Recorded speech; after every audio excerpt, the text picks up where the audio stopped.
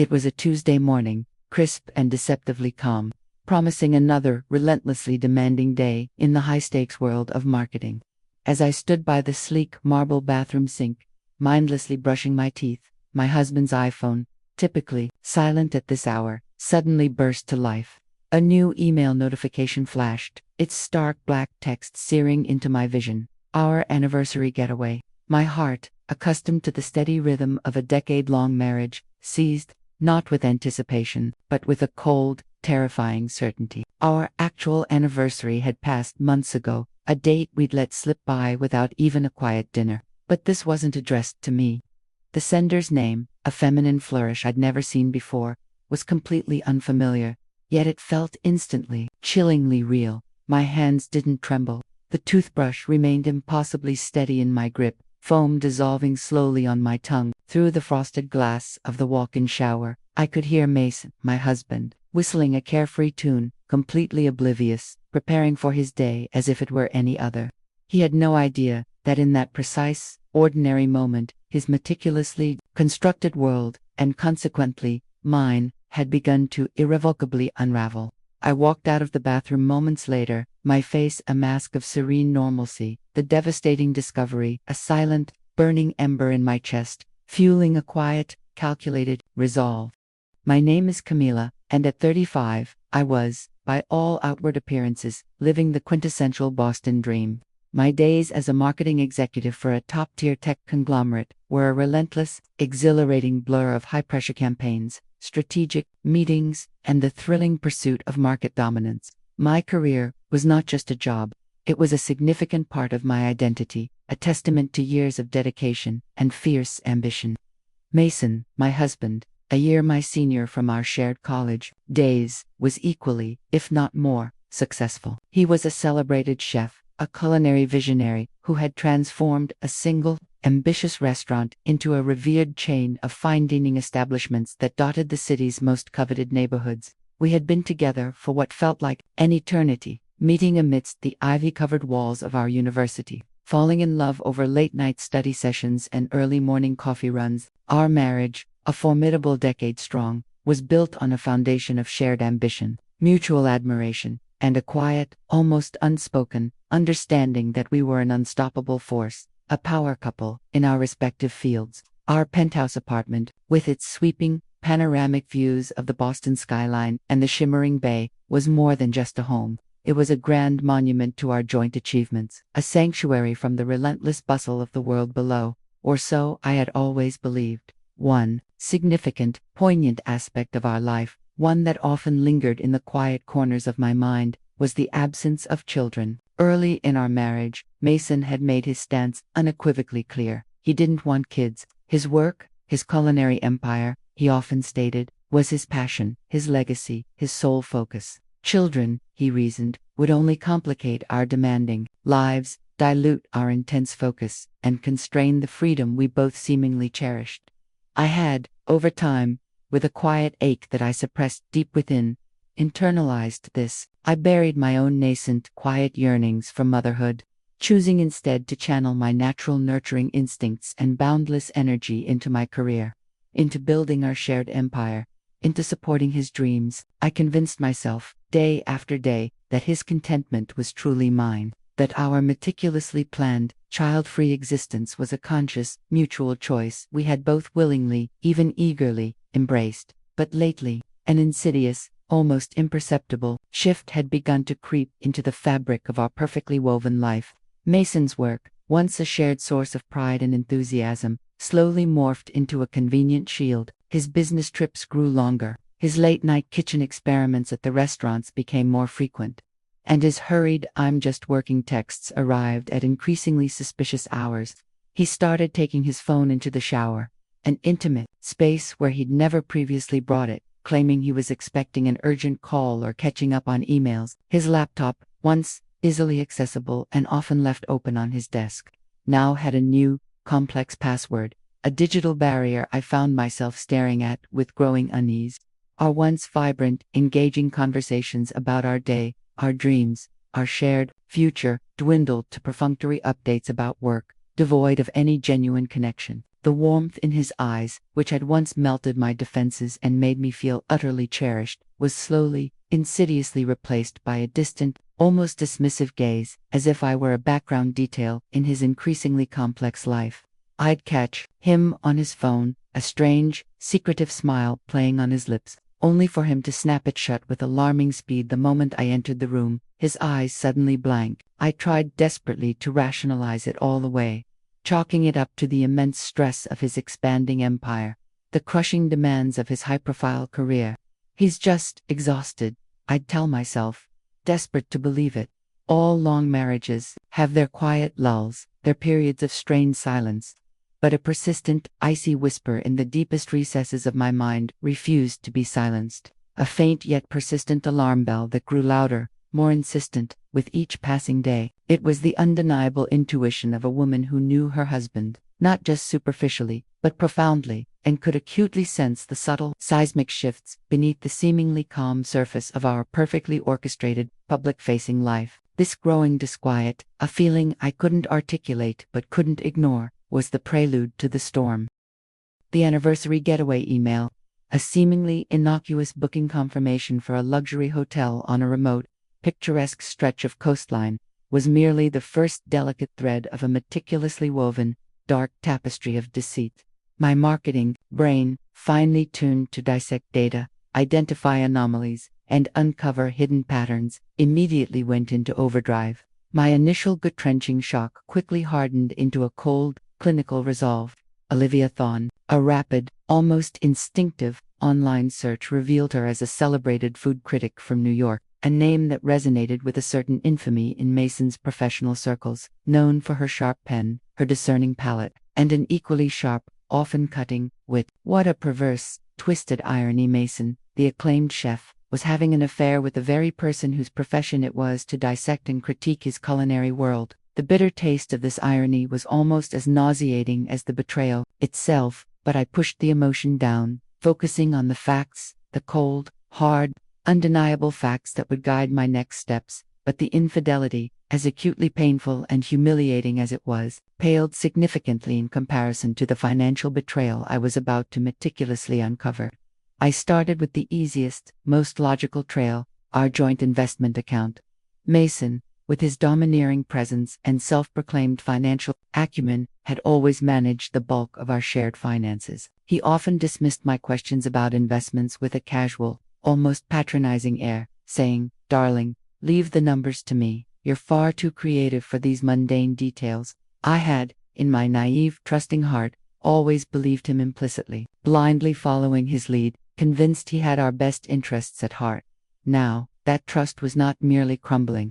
It was disintegrating into dust before my very eyes. I found a series of discreet, carefully timed, recurring transfers, each one small enough not to immediately trigger an alert from the bank's automated systems, yet cumulatively significant enough, when accumulated over time, to total a truly substantial sum. The stated destination of these funds, as vague entries in the online ledger, was never a new restaurant venture, as Mason often vaguely alluded to when questioned, citing future expansions or diversification strategies. The true destination was far more personal, far more insidious, and far more damaging. The down payment for a small, yet undoubtedly luxurious, apartment nestled within a historic, highly coveted district in the heart of New York City. The property was registered solely, exclusively, under Olivia Thorne's name, a stark testament to his blatant disregard for our shared future. A chilling memory resurfaced with painful clarity, countless times.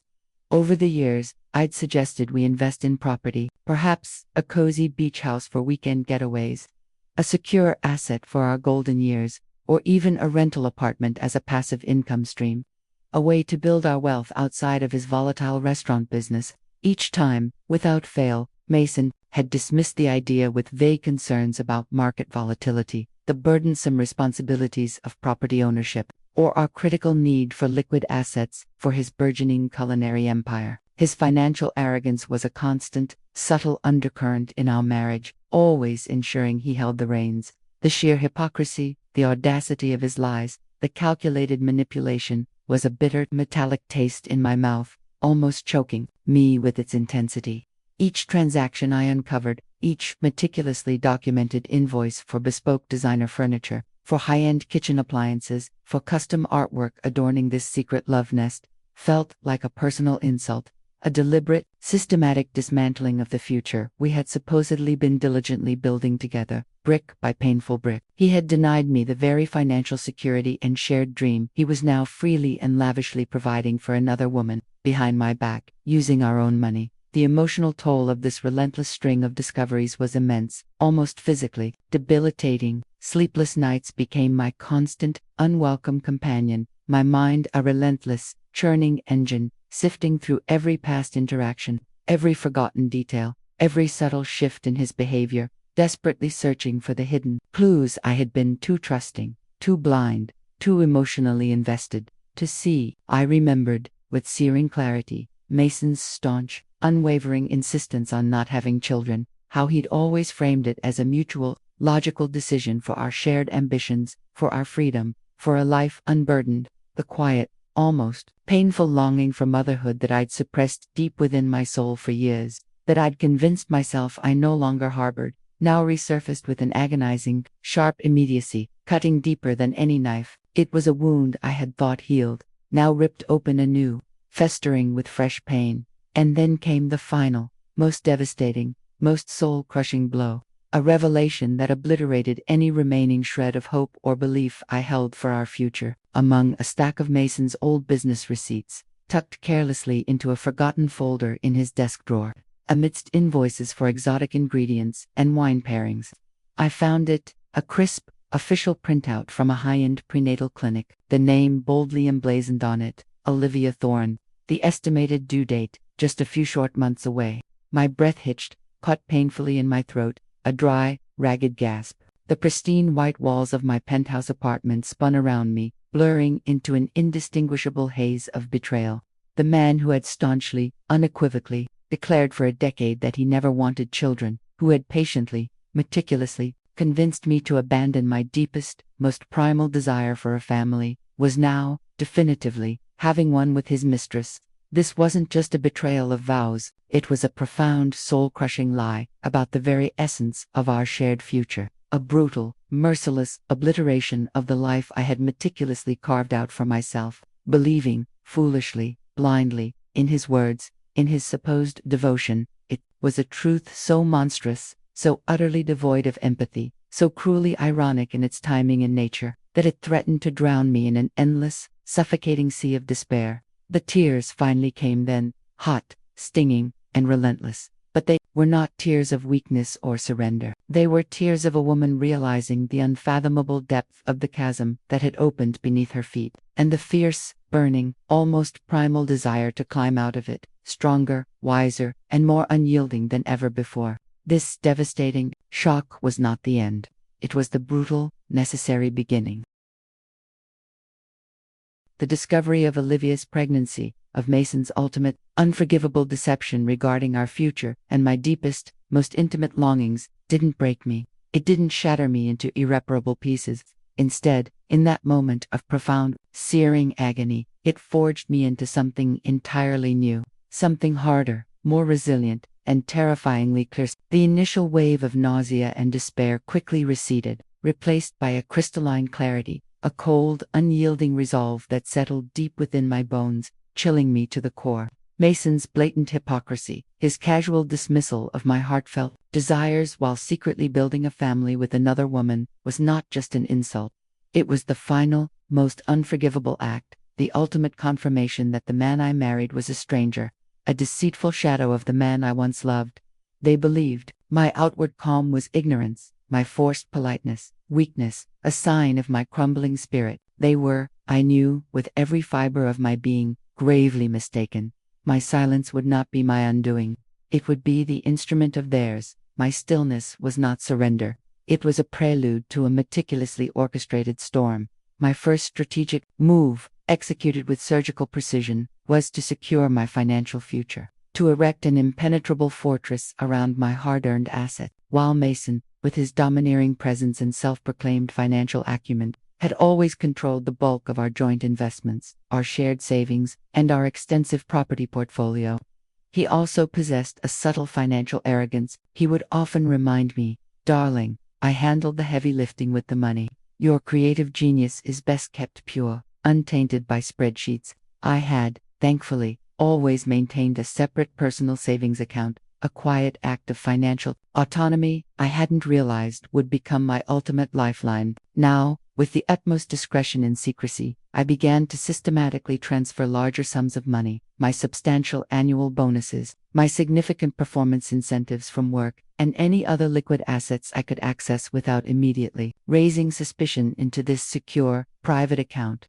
Each carefully executed transaction was not merely a movement of funds, it was a symbolic act of defiance, a quiet, deliberate reclaiming of what was rightfully mine, a necessary severing of financial ties before the inevitable, violent separation.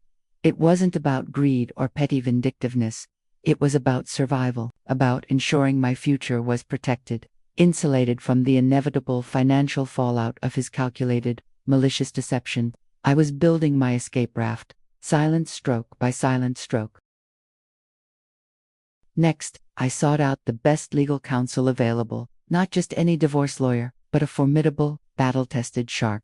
I needed someone who specialized exclusively in high-profile, high-net-worth divorces, a legal titan renowned for their aggressive, unyielding tactics, their ironclad discretion, and their ruthless efficiency in dismantling complex marital assets and exposing hidden financial misdeeds. My extensive research, conducted in the dead of night, led me to Sarah Jenkins, a senior partner at a prestigious downtown law firm, whose reputation preceded her like a force of nature. Our initial consultation was held in a nondescript, anonymous, office building nestled deep within the financial district, far removed from my usual routes and any potential prying eyes. I laid out my entire case, a meticulously prepared dossier of irrefutable evidence, a damning collection of screenshots of texts and emails detailing Mason's intimate affair with Olivia, including explicit mentions of their secret apartment and illicit getaways, precise flight itineraries confirming his clandestine movements, detailed bank statements clearly showing the systematic diversion of funds from our once joint account to purchase the clandestine property for Olivia and Tay. Of course, the chilling, undeniable prenatal clinic receipt. Sarah's expression remained impassive, almost stoic, throughout my entire recitation. But I could detect a faint, almost imperceptible glint of professional admiration in her sharp eyes. "Camila," she remarked, a rare, almost imperceptible smile playing on her lips. "You've done most of our work for us. This, my dear, is an ironclad case. We will win." Her words, calm and confident, were the first breath of fresh air I'd taken in weeks. The relentless, methodical collection of further evidence became my singular obsession, my driving force. My highly developed marketing skills, usually employed to craft compelling narratives for global brands and orchestrate elaborate product launches, were now honed and weaponized for my intensely personal quest for justice. I strategically placed hidden recording devices in our home office and discreetly in his car, capturing casual conversations where Mason would lie effortlessly about his whereabouts, dismiss my probing questions about our shared finances, or make vague, dismissive remarks about our future, all while unknowingly incriminating himself. I even hired a discreet but exceptionally skilled private investigator. His services paid for from my newly secured personal funds. His reports confirmed Olivia Thorne's advanced pregnancy and provided a devastating array of photographic evidence. Mason and Olivia attending prenatal appointments together, laughing intimately as they left the clinic, even holding hands, a cruel, mocking mirror to the life he'd denied me. Every single piece of information, no matter how minute or seemingly insignificant, was meticulously catalogued, cross-referenced, and filed, transforming a mountain of pain into an insurmountable arsenal of truth. This wasn't impulsive, emotional revenge. It was a meticulously constructed legal and emotional offensive, a complex chess game where every single move was planned far in advance, calculating every possible countermove. The nights during this period were the hardest. After a day of calculated composure, the masks would fall. I would lie awake in our vast, silent bedroom, the space that once felt so comforting now suffocating with unspoken lies. The image of Mason holding Olivia's hand, laughing outside a prenatal clinic, would flash behind my eyelids, twisting the knife of betrayal. My stomach would knot with a visceral ache, a grief not just for the marriage, but for the child I had accepted I wouldn't have, only to be confronted with his secret, blooming paternal joy elsewhere. One particular night, an agonizing wave of despair washed over me. I found an old, beautifully wrapped box hidden in the back of my closet, a gift Mason had given me for our 5th anniversary, a crystal sculpture of 2 intertwined hands. It felt like a cruel joke now. I tore off the ribbon, the paper, and, inside, I found not just the sculpture, but a small, handwritten note from him. To our endless future, and all the dreams we'll build. I remember curling up on the cold floor, clutching that note, the tears finally flowing, not just for the betrayal, but for the raw, unfulfilled longing for a family, for the innocence I had lost. It was in that moment, as the tears soaked the note and the crystal felt like ice in my hand, that I stopped feeling like a victim. The pain didn't drown me, it ignited me. It became a cold, burning fuel, hardening my resolve. This pain, I vowed, would not define me. It would refine me. It would make my revenge not just necessary, but righteous. This quiet suffering, endured, in the dark, was my secret weapon, ensuring that when the moment came, my hand would not falter. Then came the new, chilling discovery that solidified my resolve and added another layer of calculated cruelty to Mason's actions. While meticulously reviewing our joint business accounts, looking for any unusual expenditures, I stumbled upon a series of complex, seemingly legitimate transactions related to his new beachfront restaurant project. At first, they looked like standard operational transfers, but my marketing background had taught me to read between the lines of financial reports. Deeper investigation, cross-referencing with old project blueprints and legal documents I had access to from his firm's secure server, revealed a shocking truth. Mason wasn't just investing in the new restaurant, he was subtly flipping the ownership shares of the entire project.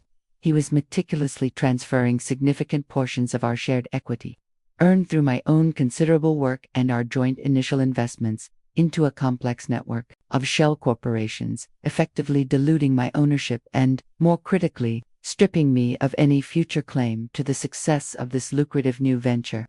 He wasn't just betraying me emotionally and financially. He was actively, ruthlessly trying to disinherit me from a business we had built together, a business he often boasted I wouldn't understand the inner workings of. This wasn't just greed. It was outright theft, calculated and cold-blooded. This added layer of treachery, a direct assault on my professional legacy and financial security, fueled my burning desire for comprehensive justice even further. It wasn't enough to expose the affair, I had to ensure he lost everything he truly valued. The most difficult, yet absolutely crucial, step was reaching out to Julian Vance, Olivia's unsuspecting, equally betrayed husband. I found him through his prestigious art publishing firm's website, a respected figure in the intellectual and artistic community. My initial email to him was concise, factual, and purposefully devoid of emotional accusations, presenting only verifiable facts and a direct, businesslike offer of collaboration.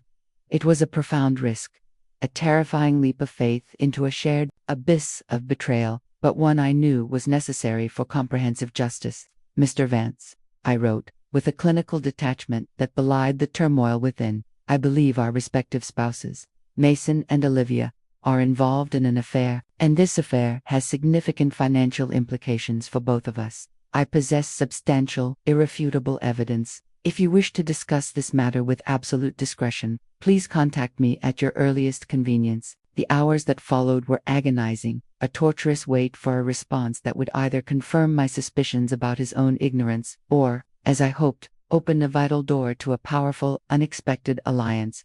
When his call finally came, his voice was calm, almost too calm, yet beneath its composed surface, I could detect the undeniable tremor of shock, disbelief, and profound pain. This was it. The silent preparation, the meticulous gathering of every single incriminating detail, was nearing its end, and the stage for the strategic counterattack was almost terrifyingly, perfectly set. The pieces were all in place. The phone call with Julian Vance was a surreal experience, a quiet, almost clinical pact forged in the crucible of our shared, profound betrayal. His voice, though composed and measured, carried the subtle, unmistakable weight of a man whose perfectly ordered world had just been irrevocably shattered. He was an esteemed art publisher, a man of intellect, quiet dignity, and undeniable integrity, and I immediately sensed a kindred spirit in our methodical, analytical approach to chaos. We agreed to meet in a secluded, anonymous cafe in a neutral city, purposely chosen for its anonymity and distance from our respective lives, a place where discretion was guaranteed. There, over lukewarm, forgotten coffees, I meticulously laid out my entire, comprehensive dossier, the precise screenshots of Mason's and Olivia's intimate text messages, detailing their illicit anniversary getaways and their clandestine, secret rendezvous, the damning flight manifests confirming their shared travels, the detailed, irrefutable bank statements clearly showing the systematic diversion of funds from my and Mason's joint account to surreptitiously purchase Olivia's luxurious New York apartment, the irrefutable photographs capturing them together in compromising situations, and finally, the most painful, most utterly devastating piece of evidence, the prenatal clinic receipt bearing Olivia Thorne's name, Julian's hand, which had remained impossibly steady through the initial revelations, trembled visibly as he picked up the last piece of evidence. He closed his eyes for a long, agonizing moment, a silent, profound acknowledgement of the brutal, crushing truth. "She always said she wasn't ready for a family," he murmured, his voice a low, pained rasp, barely above a whisper. "She convinced me it wasn't the right time. I believed her, every word. And all this time," his voice trailed off, lost in the abyss of his own shattered trust. "Our meticulously crafted plan emerged with chilling clarity, stripped of all emotion, devoid of any raw anger or vindictiveness. This wasn't about public shaming for its own sake. It was about surgical, undeniable justice, a precise operation to expose and reclaim. Mason was at the absolute apex of his illustrious career, about to unveil his most ambitious project yet, a sprawling, multi-million-dollar new culinary concept, a grand restaurant poised to redefine Boston's fine dining scene, strategically located in a prime beachfront property. The grand unveiling was meticulously scheduled as a highly exclusive, private tasting event at his flagship Boston establishment, attended by the city's most influential elite. Renowned food critics, including Olivia, of course, prominently seated at the critics' table, and a hand-picked selection of potential high-net-worth investors. This, we decided, would be our perfectly chosen stage, a place of his triumph that would soon become his public execution. Julian, leveraging his extensive, highly respected network in the art and publishing world, strategically arranged for him to be introduced as a prestigious, if somewhat enigmatic, potential investor for Mason's grand expansion plans. No one in that room, packed with eager faces and whispered conversations, would question Julian's presence. Indeed, many would be flattered by it, viewing him as a valuable addition to Mason's growing network. The night of the event was a glittering, opulent affair, meticulously orchestrated by Mason himself, every detail screaming perfection and exclusivity. The flagship restaurant was transformed into an ethereal wonderland, bathed in warm, amber light that shimmered off crystal chandeliers, every surface polished to a mirror shine. The air was thick with the rich, tantalizing scent of gourmet dishes, the clinking of crystal glasses, and the hushed anticipation of a captivated, well-heeled audience. Mason, resplendent and radiating an almost unbearable arrogance in his bespoke chef's uniform, moved through the room with an almost regal confidence, shaking hands, accepting accolades, basking openly in the blinding glow of his own perceived invincibility. Olivia Thorne, draped in an elegant, flowing gown that discreetly, yet unmistakably, hinted at her advanced pregnancy, was constantly by his side, her usual sharp, critical gaze softened by a complacent, almost smug, smile. I even overheard her whisper to Mason at one point, with a calculated edge I now recognized, "He'll never leave you for me, darling. Your empire is far too valuable." They looked, to the unsuspecting, like the quintessential perfect, successful, power couple, a sickening, meticulously crafted charade for everyone present to witness, an insult to truth itself. Julian and I arrived separately, blending seamlessly into the sophisticated, unsuspecting crowd, our faces carefully schooled into expressions of polite curiosity and detached interest. Across the opulent room, our eyes met, for a fleeting moment, a subtle, almost imperceptible nod exchanged, the silent, prearranged signal that our synchronized, surgical attack was about to begin. The air, despite the buzz, felt taut, charged with an unspoken tension, ready to snap. When the time finally came for Mason's grand, highly anticipated presentation, the polite chatter in the room softened to a respectful, expectant hush.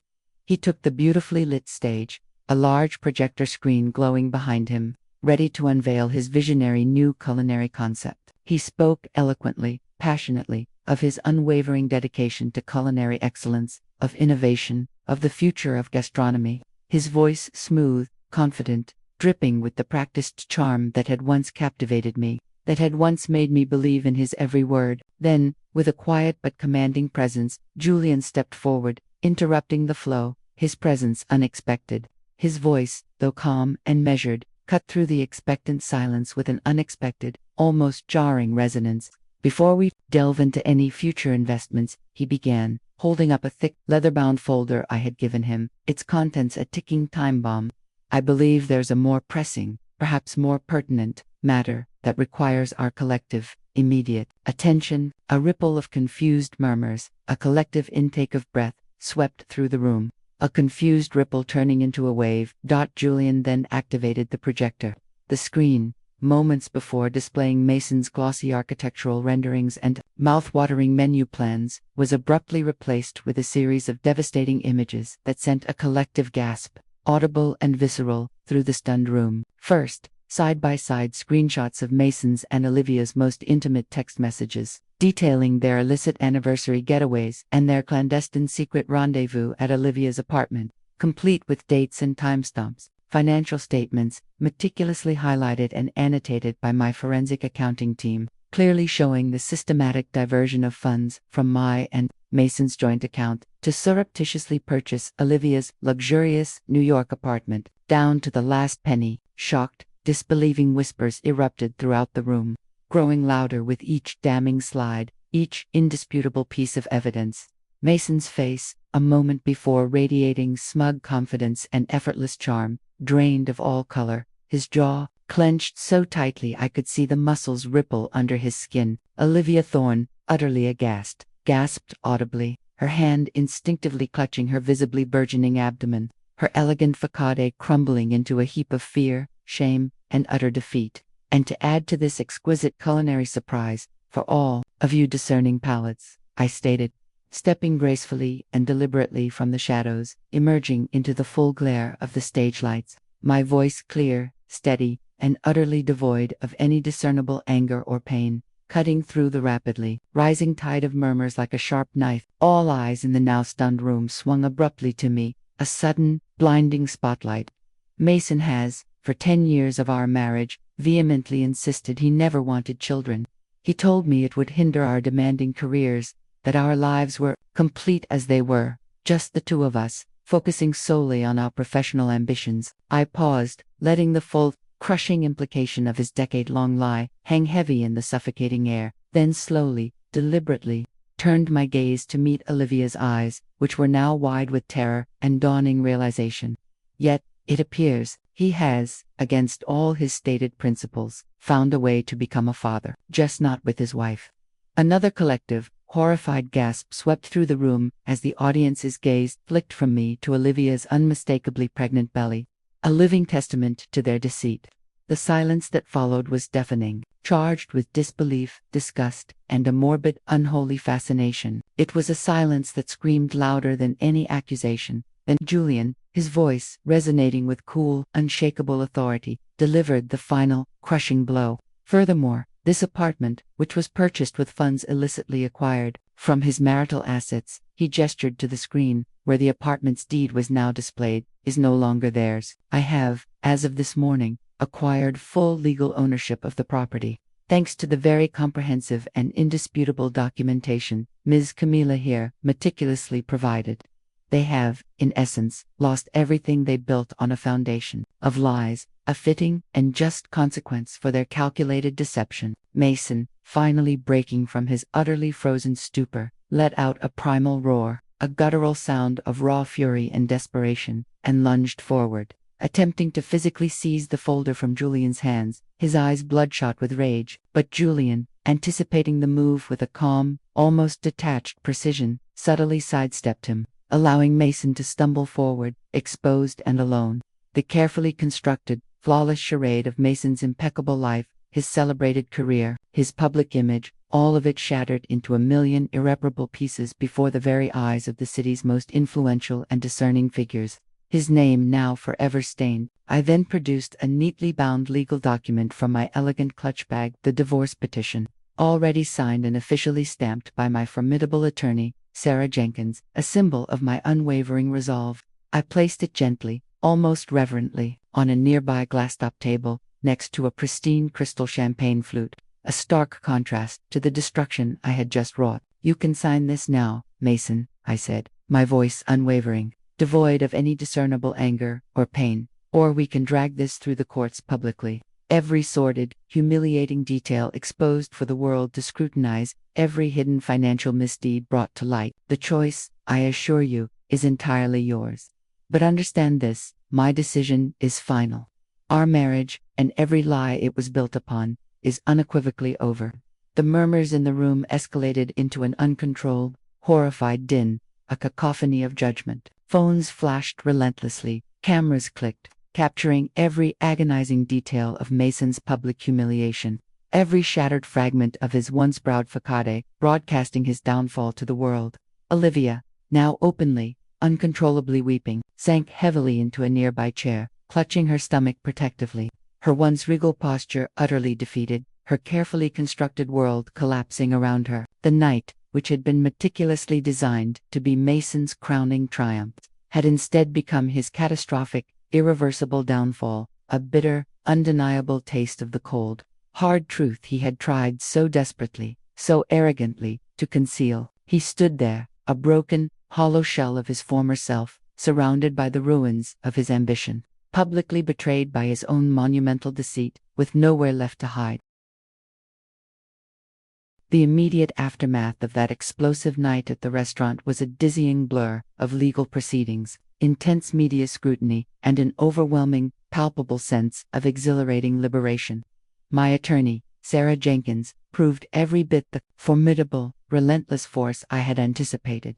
She moved with a frightening speed and surgical precision, leveraging the undeniable, meticulously gathered evidence I had provided. The divorce, expedited by the sheer weight of proof and Mason's undeniable public disgrace, was finalized in a remarkably swift 2 months. It was largely uncontested by Mason, who seemed to be trapped in a permanent state of shock, humiliation, and utter defeat, incapable of mounting any coherent defense against the mountain of truth. The terms were overwhelmingly in my favor. I received the vast majority of our liquid assets, a substantial portion of our joint real estate holdings, and a generous one-time buyout for a quaint, charming cabin Mason owned in the Hamptons. That property, once a symbol of his exclusive, secretive retreats, was swiftly sold, its proceeds reinvested, severing the last tangible ties to our shared, now tainted past. This entire process, I realized, wasn't about vindictive revenge, not truly, though a part of me certainly felt a grim satisfaction. It was about reclaiming what was rightfully mine, securing my future, and ensuring that his calculated, destructive actions had tangible, proportionate consequences that mirrored the profound depth of his deception. Mason's meticulously constructed world, once a towering edifice of culinary success and social prestige, crumbled with devastating, irreversible speed. The scandal, splashed across every major tabloid, gossip column, and social media platform imaginable, irrevocably ruined his once impeccable reputation. His celebrated chain of restaurants, once the darlings of the Boston culinary scene, faced an immediate, brutal, and organized boycott that decimated their revenue. Reservations plummeted to zero. Glowing online reviews were systematically replaced by scathing, furious condemnations, and his loyal, long-serving staff, utterly disillusioned and disgusted by his public exposure, began to abandon him in droves, leaving his kitchens deserted. High-profile investors, wary of the intense public outcry, the crushing brand toxicity, and the plummeting revenue, swiftly pulled out of his planned expansion projects, leaving him with crippling financial obligations and a mountain of insurmountable debt. Within a few agonizing months, his once flourishing empire was not just on the brink of collapse, it was actively, spectacularly imploding, leaving him with nothing but a ruined reputation, a mountain of debt, and a once respected name, now irrevocably synonymous with deceit, infidelity, and public humiliation. Olivia Thorne, too, faced professional and personal annihilation. Her once illustrious career as a respected food critic was utterly obliterated. No major publication would commission her, no reputable restaurant would invite her to review, and her once prestigious image was irrevocably tarnished by the scandal, making her a pariah in her own industry. The luxurious apartment, their secret love nest, was indeed gone, lawfully repossessed by Julian Vance, a stark, material consequence of their lies and the funds Mason had illicitly diverted. The public scorn they both endured was relentless, a chilling, constant reminder that actions, especially those built on a foundation of betrayal and calculated deception, carry a heavy, inescapable price. For me, however, the catastrophic collapse of my old life, once seemingly so perfect and secure, paradoxically became the fertile ground for a profound, exhilarating, and deeply personal rebirth. With the substantial assets I had secured from the divorce settlement and my own considerable personal savings, I didn't seek another corporate ladder to climb. The relentless pursuit of corporate power and prestige, once my singular focus and ambition, now felt hollow, empty, devoid of genuine meaning. Instead, I channeled my innate strategic acumen, my deep understanding of communication, and my burning passion for authentic storytelling into a long-held, almost forgotten dream: establishing my own independent marketing and brand consulting firm. I named it Resilience Communications, a subtle, yet powerful nod to my own arduous journey from devastation to triumph, from silence to strength. My new company didn't just deal with corporate branding. It specialized in personal branding, reputation management, and crisis communication, particularly for high-profile individuals, artists, and businesses navigating complex public narratives, often born from personal setbacks or public scrutiny. The irony was not lost on me. I was now, professionally, helping others manage and overcome the very public relations disasters that Mason and Olivia had so spectacularly created for themselves. My work, fueled by a newfound clarity of purpose, an unshakable sense of integrity, and a deep well of empathy born from personal experience, quickly gained national recognition. I was featured in prestigious business journals, invited to speak as a keynote at major industry summits, and widely lauded for my innovative, empathetic approach that blended sharp strategy with genuine human understanding. My days were now filled with truly meaningful work, helping clients rebuild their public images, reclaim their narratives, and tell their authentic stories, rather than merely contributing to the often deceptive, superficial narratives of corporate giants. The beachfront property Mason had planned for his grand new restaurant, now tainted by scandal and abandoned, became a symbol of my new beginning. I acquired it at a fraction of its market value, not to run a restaurant, but to transform it into the Lighthouse, a women's empowerment center. This sprawling, sun-drenched space, once intended to celebrate Mason's ego, now housed workshops on financial literacy, entrepreneurial skills, and emotional resilience for women navigating divorce or career setbacks. It was a tangible act of turning a place of betrayal into a beacon of healing and growth, a sanctuary where women could reclaim their power. This became my passion project, a deeply personal extension of Resilience Communications. My friendship with Julian Vance, born from shared pain, deepened into an unexpected, profound bond. We never spoke of romance. Our connection was something rarer, more enduring, a camaraderie of survivors. We'd meet for coffee, sharing updates on our respective recoveries, offering quiet support and understanding. He saw me, truly saw me, as a strong, intelligent woman, not a betrayed wife. His presence in my life was a quiet testament to the unexpected connections that can emerge from heartbreak. But the most beautiful, most unexpected, and most profoundly healing chapter of my new life was yet to unfold. Months after the divorce, as I navigated the exhilarating challenges and triumphs of launching my new venture and settling into my own space, I met Adam. He was a quiet, brilliant university professor specializing in behavioral economics, a man whose profound intelligence was matched only by his profound kindness, his genuine warmth, and his deeply empathetic nature. Our connection was immediate, effortless, and utterly authentic, built on shared intellectual curiosity, respectful communication, and a deep, unpretentious honesty that I hadn't realized I craved until I found it. Adam understood my past without judgment, listened patiently, without interruption, celebrated my independence without ever trying to control it, and, most importantly, he saw me, truly saw Camila, beyond the titles, beyond the pain, and beyond the public spectacle. With Adam, I felt a sense of peace, security, and emotional completeness I hadn't realized was possible after such a profound betrayal. Our love blossomed organically, a gentle, steady, profoundly healing force that nourished my soul and brought a quiet joy I thought was forever lost. A few years into our beautiful, trusting relationship, a miracle occurred, one that seemed almost too good to be true. A dream I had long buried but never truly forgotten. The man who had once vehemently insisted he never wanted children, who had coldly dismissed my deepest longings for motherhood, was now a distant, painful memory, replaced by a love that embraced every part of me, every desire, every hope. With Adam, my heart, which I thought had hardened against such tender longings, softened and bloomed with a newfound hope, a radiant possibility. To our immense, overflowing joy, I became pregnant.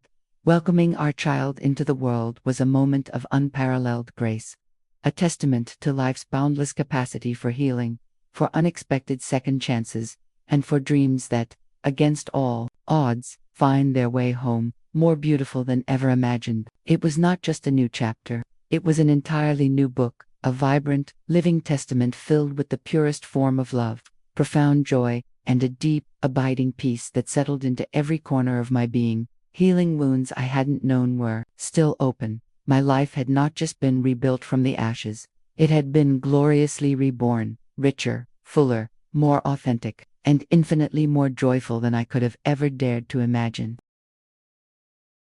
Today, years after the storm, a small, elegantly framed printout sits on the pristine white surface of my expansive desk, positioned perfectly to catch the first golden rays of the morning sun. It's a faded copy of that infamous Our Anniversary getaway email, the very first, seemingly innocuous, thread of deceit I uncovered, the microscopic crack that ultimately shattered my old life. It's not there as a monument to bitterness, nor to fuel any lingering resentment, for true healing has no room for such poisons. It is, instead, a powerful, constant, and utterly indispensable reminder, a silent, eloquent testament to the profound truth that sometimes the most devastating, soul-crushing betrayals can paradoxically become the most potent catalysts for the most profound, most beautiful awakenings. That single, unassuming email, that moment of agonizing revelation, taught me the invaluable, life-altering lesson of trusting my gut implicitly,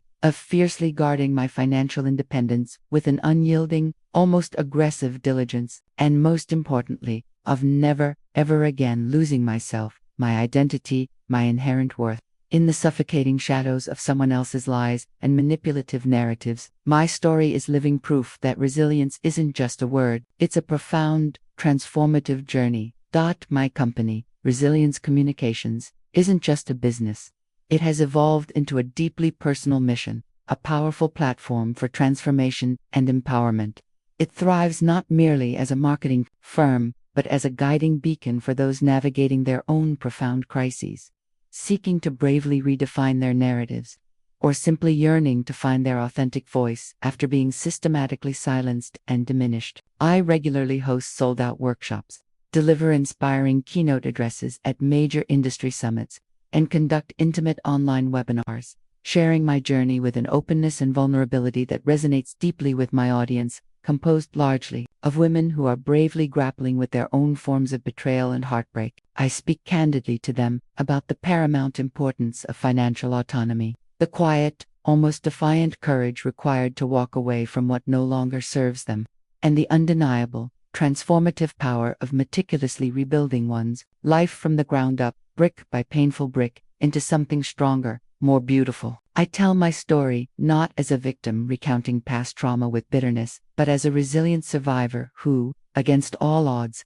transformed ashes into a flourishing, vibrant garden, who found an unshakable strength in vulnerability, and who ultimately discovered that true, lasting empowerment comes not from external validation, but from deep within one's own soul, from choosing peace over vengeance. My audience, predominantly women navigating similar storms, trusts me implicitly, and I know precisely why. Because I don't just speak with cold, logical reason.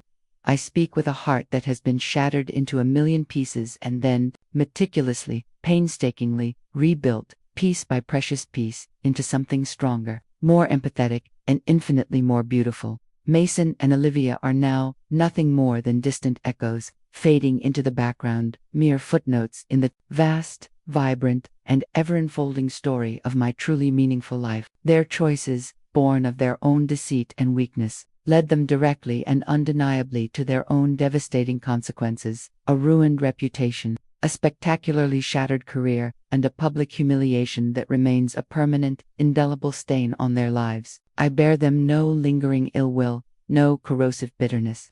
Their dramatic downfall was not orchestrated by my revenge. It was a direct, inescapable result of their own actions, their own profound moral failures, their own choices. My focus is entirely, unequivocally, on the present, on the boundless, overflowing joy of my new, beautiful family, on the deeply fulfilling work that ignites my soul with purpose and unparalleled meaning. My son, a vibrant, curious, and endlessly joyful little being, is the living embodiment of every dream I once thought was irrevocably stolen from me, a testament to life's incredible capacity for renewal. His innocent, unrestrained laughter fills every corner of our home, a sweet, healing symphony that effortlessly drowns out the last lingering ghosts of the past. He is a living, breathing testament to a love that is pure, unwavering, and freely given, a love that heals all wounds and brings unexpected blessings. The quiet, profound peace of my new home by the sea, the gentle, rhythmic whisper of the waves outside my window, the intimate, serene moments spent watching my child grow and flourish, the fulfilling intellectual partnership and deep emotional connection with Adam. These, I have learned, are the truest, most enduring forms of victory. They are a constant, gentle reminder that some people, tragically, enter our lives not to stay, not to nurture, but to teach us invaluable, albeit painful, lessons that shape us into who we are meant to be. And sometimes, loss, no matter how excruciatingly painful or how seemingly catastrophic, clears the way, creating a void that can only be filled by something far, far better, something more authentic, more beautiful, more deserving, more aligned with our true purpose. I am profoundly, eternally grateful that I had the unwavering courage, the absolute clarity, and the unshakable self-belief to walk away when it mattered most. To reclaim my worth, to meticulously rebuild my life on a foundation of truth and resilience, and to proudly, unapologetically, write a legacy of unyielding strength, profound healing, and unwavering self-love. My story, I often tell my audiences, is not a tragedy. It is, unequivocally, a triumphant journey of rebirth, a testament to the indomitable spirit of a woman who refused to be broken. It is a story of choosing myself, and in doing so, finding everything I truly needed. Sometimes, justice doesn't come from the law. It comes from choosing yourself. Never let a betrayer believe they can walk away without consequence. I made him understand that, right in the place he once thought was his secret paradise. Share your thoughts below, your own stories of resilience. And don't forget to follow the channel for more meaningful, inspiring stories about love, family, and the enduring power of female empowerment.